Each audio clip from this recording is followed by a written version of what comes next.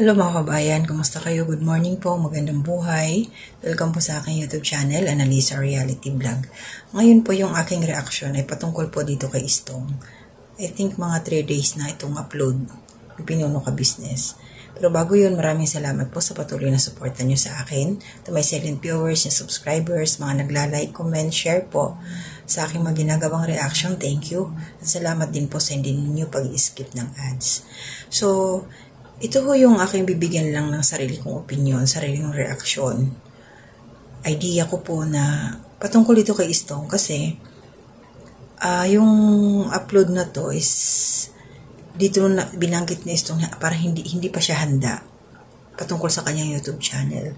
So mas pipiliin niya na sama-sama daw muna siya sa ka-business official sa pag-mission sa labas.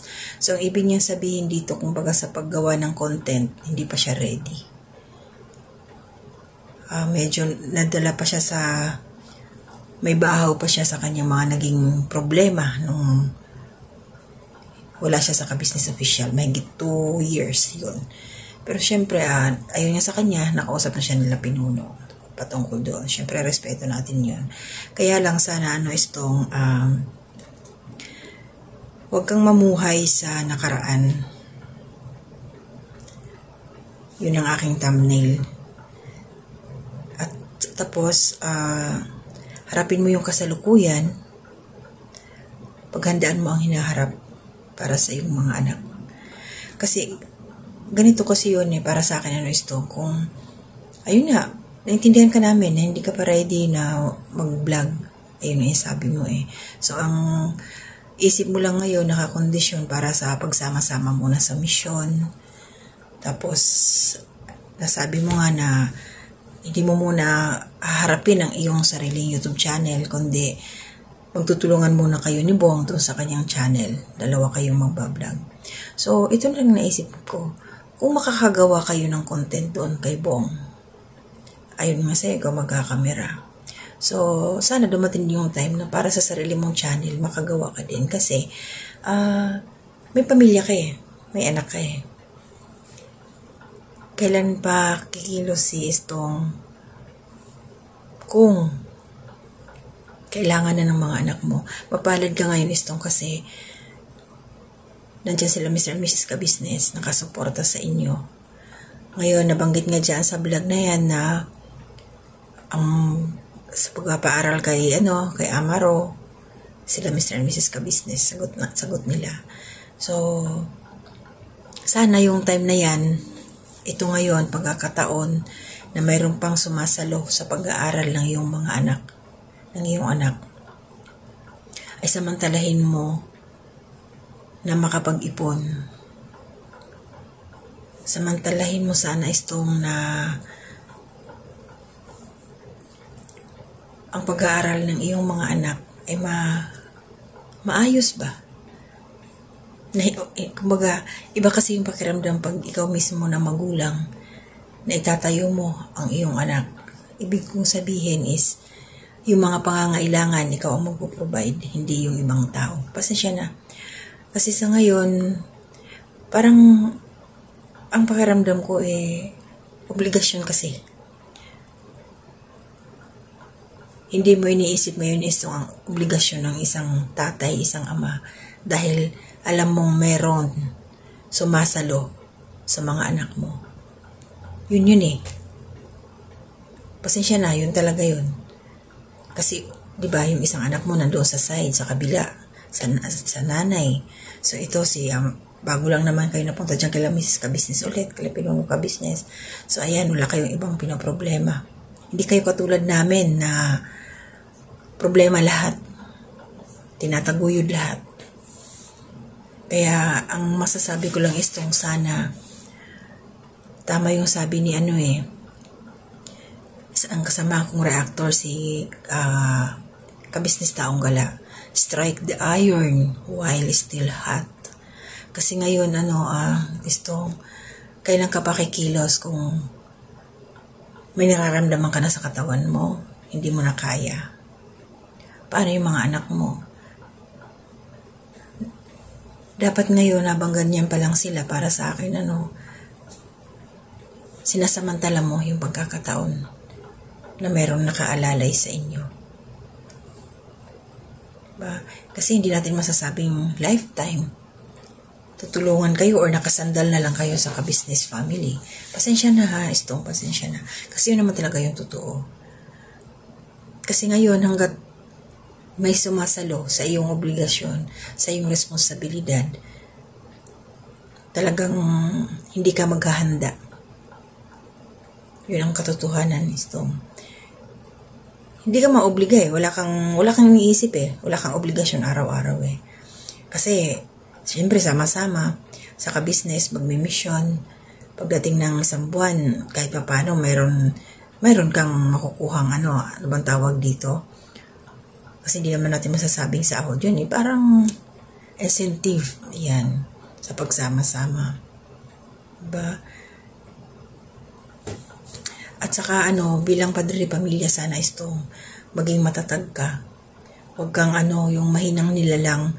Kasi lalo na yung mga anak mo lalaki, ayan si Amaro, si MM. Makikita ka nila, dapat ikaw yung strong.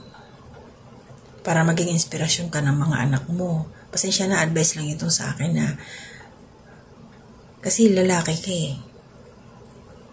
Diba? Sana maging matatag ka kalimutan mo or iset aside mo na yung mga nangyari noon, tapos na yun eh. Nandyan ka na uli, second chance, kung pang ilang chance ba yan. Tinanggap na eh, di ba? So, harapin na yung ngayon. Huwag ka na pabalik-balik doon sa mga tapos na kasi hindi uusad ang buhay nyo. Kung babalik at babalikan, magiging malungkot na lang palagi. Yun na lang ang isipin. Maging optimistic ba? Optimistic. Isip forward. No? Kasi kawawa din yung mga anak mo. Swerte mo ngayon kasi andyan pa lang sila. Wala pang college. Andyan pa lang sila sa elementary. Anong grade pa lang yan si Amaro? Diba? Makaswerte ka. So marami ka pang panahon, pagkakataon para makapag-ipon. Alam mo itong masarap sa pakiramdam na maiaahon ang pamilya, makakapag-paaral, makakapagpatapos ka ng anak mo na galing sa iyong pagsisikap, galing sa iyong hirap. Okay lang humingi ng tulong eh. Okay lang yun. Pero nakikita naman namin na malakas ka, kumpleto ka. Diba? Ang ibig kong sabihin, oo, nandyan ka, may trabaho. Nandyan. Pero iba pa rin yung sinasamahan mo pa ng pagsisikap. Yung YouTube channel mo, yun ang ibig kong sabihin. Yung YouTube channel mo, kailan ka magkakaroon ng gana na ayusin yun. Sayang yung opportunity mo, nandyan ka na sa poder nila ka-business. Yun yung mga pinapangarap ng karamihan. Huwag mo sayangin. Sa totoo lang, maraming magsusubscribe sa iyo kung nakikita nilang masipag ka sa pag-upload. Hindi yun ipag-pray mo. Wisdom, knowledge, patience. Yun Kasi nakakapanghinaya yung oras mo na nandyan ka. Panahon, nasama-sama ka sa misyon. Sabi mo nga, inspirasyon mo si Bong. Tingnan mo si Bong. So maganda rin yun na magtutulungan kayo ni Bong, pero iba pa rin talaga yung sa sarili mo. Iba pa rin talaga yun. Sana mahimasmasan ang isip mo na mag-move on ka na sa mga nangyari. Embrace mo yung ngayon. Harapin mo yung ngayon. Magiging masaya ka. Tingnan mo yung mga anak. Sila yung gawin mong lakas, inspirasyon. Magsisikap ka para sa mga anak mo. Iba kasi yung sama-sama ka lang sa mission. Oo, okay yun. Kasi nga nandyan ka, pero diskarte ka din. Kasi nandyan na yung YouTube channel mo eh. Nakakapanghinayang naman. Diba? So laban lang lakasan mo lang yung loob mo. Maging positibo ka sa buhay. Huwag masyadong isipin yung mga malulungkot na mga nangyari ng nakaraan. Ngayon iba na. Tapos na yun, huwag mo nang balikan yung tapos na. So, yun lang yung sa akin, ano mga kababayan, sana na-encourage natin to si Istong na maging ano na siya, maging positibo sa kanyang mga pananaw ba. Take advantage ngayon na nandiyan pa sila Mr. and Mrs. Ka-Business na umalalay sa kanyang anak. So, yun lang. Shout out po. Ito lang po yung mga nandyan sa huling upload ko. So, hindi ko po alam kung sa mga oras na to mayroon pang nag-comment. Shout out ko lang po. Ate Ninette Recta, shout out. Good morning. Ate Marilyn Nicorsa Emiliano Ralph, good morning. Shout out. Ma'am Sara, shout out po. Ma'am Angela Antonio, shout out. Ma'am Marilyn Cabanilla, shout out po. At Ma'am Soledad Belmonte, nabasa ko po yung comment ninyo. Isa rin pala kayo sa sabi mo nga na-stroke kayo. Pagaling po at saka ingat lang din po sa kalusugan. Siguro naman may mga gamot kayo, vitamins sa iyong katawan. Sabi ko nga dyan, pares kayo ng nanay ko na stroke din. Ganun talaga pag nagkakaedad na. Ingat lang po sa mga kinakain. Yan lang po. At hindi ko po alam kung ginagawa nyo to, pagising po ng umaga, bago pa, walang laman ng tiyan, warm water lang po para mag-circulate yung dugo. Yun po yung inano ko rin sa nanay ko at kahit ako po yun ang ginagawa ko. Palakas po kayo, Ma'am Soledad. God willing po, mapasyalan ko rin po kayo pag nakauwi ako dyan. Kasi sabi mo nga, nandiyan ka lang sa Mandawi. Ingat po kayo palagi.